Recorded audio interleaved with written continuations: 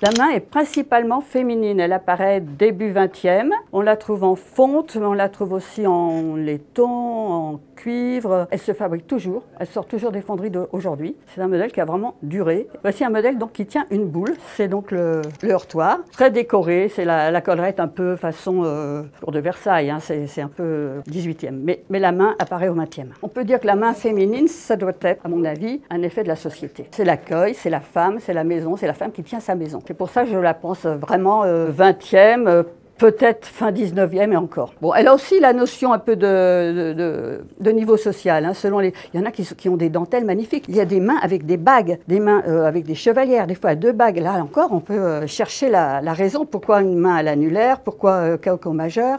C'est incroyable ce qu'on peut trouver dans les heurtoirs comme signification. Et c'est pas anodin en fait, parce que c'est le fabricant qui a choisi, en accord avec le propriétaire. Donc il y a un sens à tout ça. Ceci, j'avoue que c'est une main que je n'ai jamais rencontrée. Il faut que je demande à Serge où il a eu ce modèle. Elle est magnifique. On est dans la main d'homme, avec toutes ces petites rides, la grosse main, et qui tient un galet. J'avoue que je n'ai jamais vu ce modèle.